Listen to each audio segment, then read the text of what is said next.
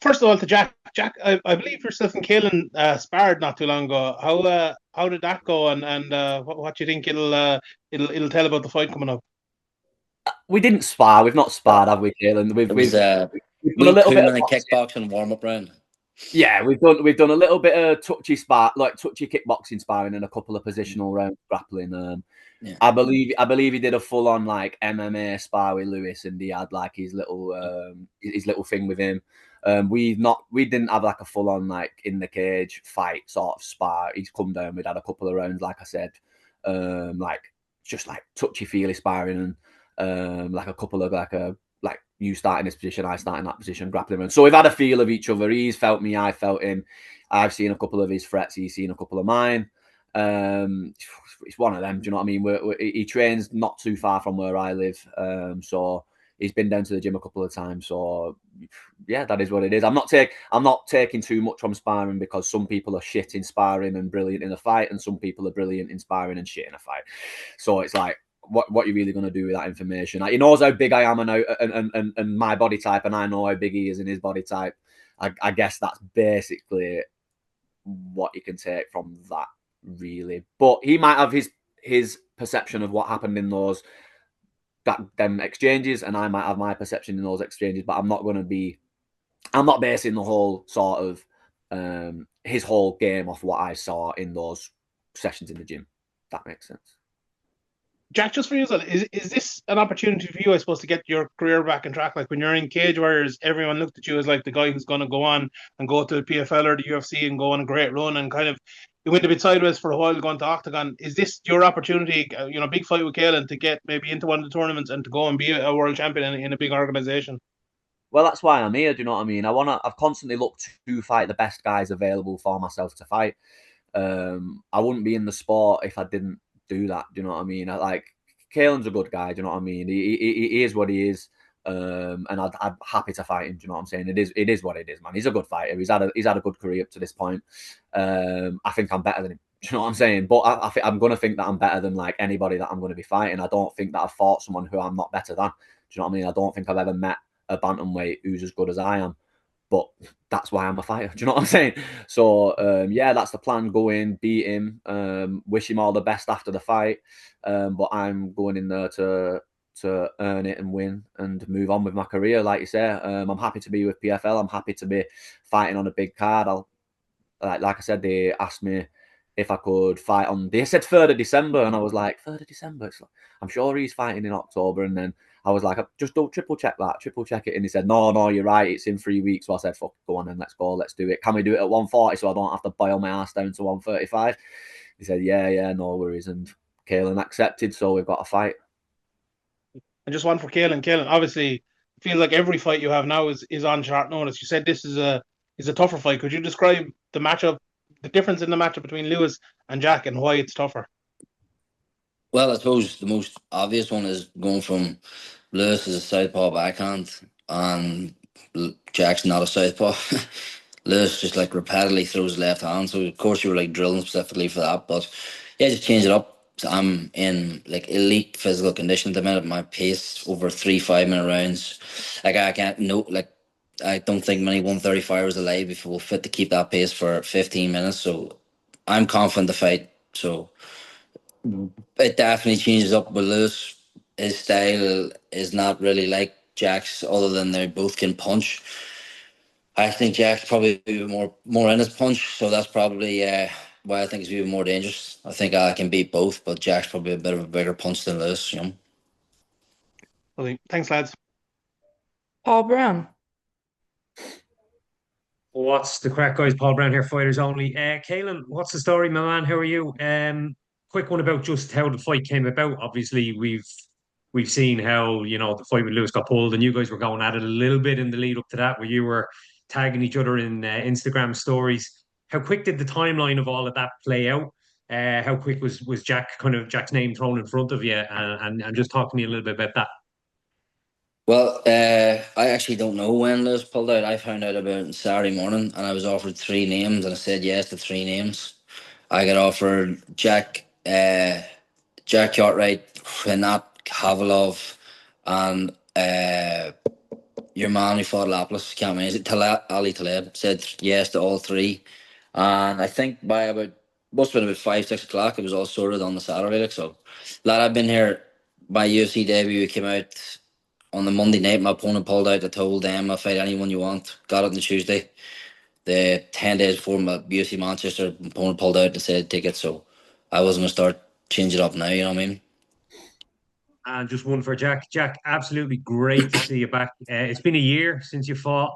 You were matched to fight Igor Severino a couple of times, and when I mentioned to a friend on Saturday you were actually going to be fighting Caolan, a couple of people said to me, "Is he not still signed with Octagon?" So can you just explain to us what was the situation with Octagon and how did it end up here?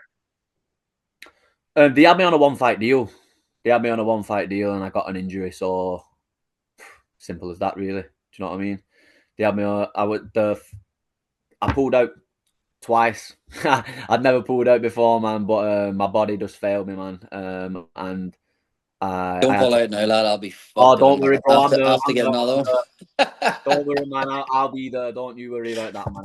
I'll be there, man.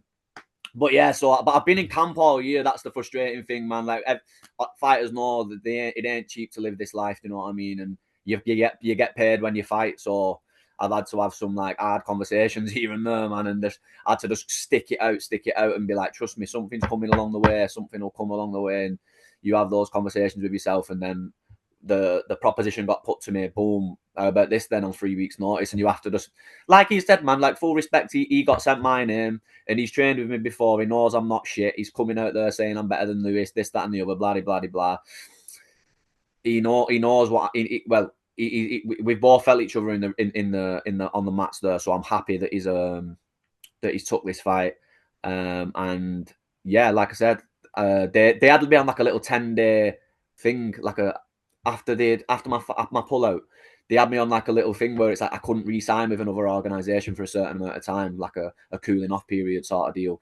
So I was just waiting around on that, and then once that had come through, the Europe card, I was kind of gearing up to as if I was going to go on that, and then they didn't really have space for me on the card, but I was just still in the gym, just training all the time as if I was fighting, because I thought something will come along, and then something came along. So I said yes, boom, and we're locked and loaded, ready to go.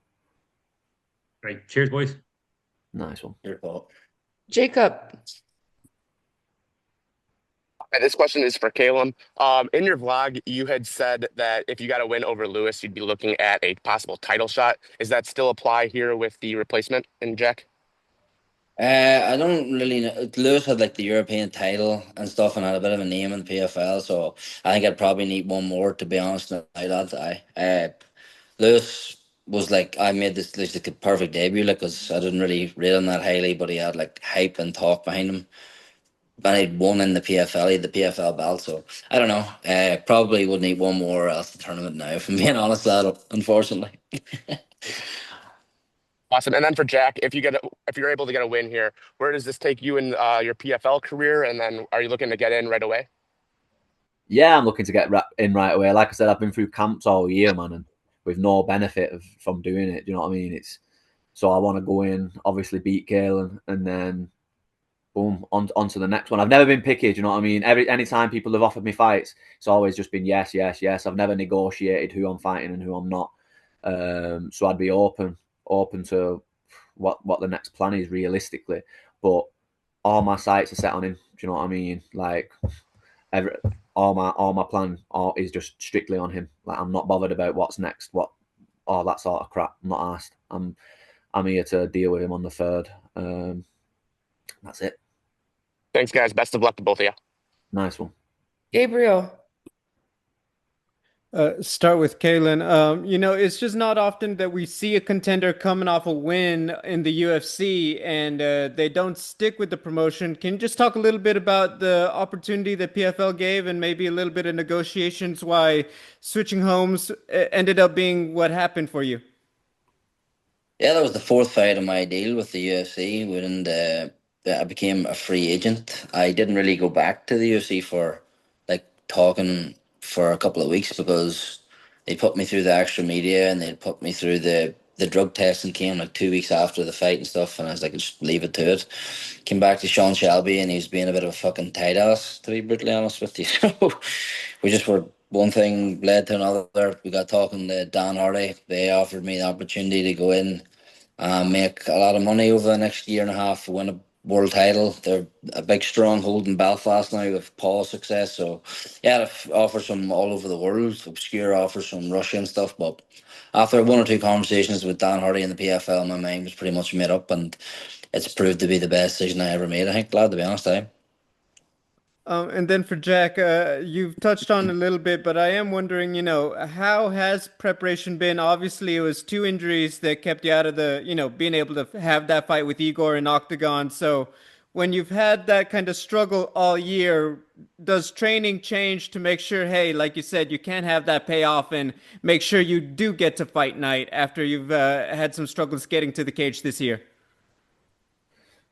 Not like I train all year. I'll train all year anyway. Like I said, it was a couple of weeks out from the original fight, and I got like a staph infection, and I was fucked. So that is what it is. Do you know what I mean? I had like a hole in my leg. I weren't. It weren't right. Do you know what I mean? And everyone around me is like, fuck this. Do you know what I mean? Like, you're not healthy. You won't even make the weight. Do you know what I mean? I couldn't start running. Couldn't do anything like that. So that was an all drama. And then I'd got an injury. Say, I don't know now. It was again like 2 or 3 weeks before the last fight that I was supposed to be having, and yeah, that took me out for about 3 weeks. So in reality, I had a staph infection, couldn't train for 3 weeks. I had an injury, couldn't train for 3 weeks.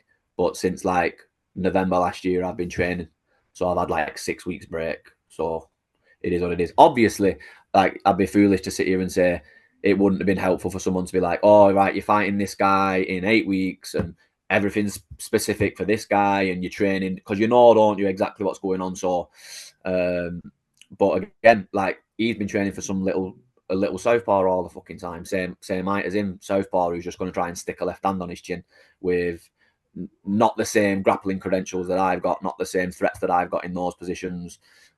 He's never going to have to worry about him trying to take him down and submit him. He's just going to worry about him turn it into a dogfight and sticking his left hand on his chin. And he's done well with it, to be fair.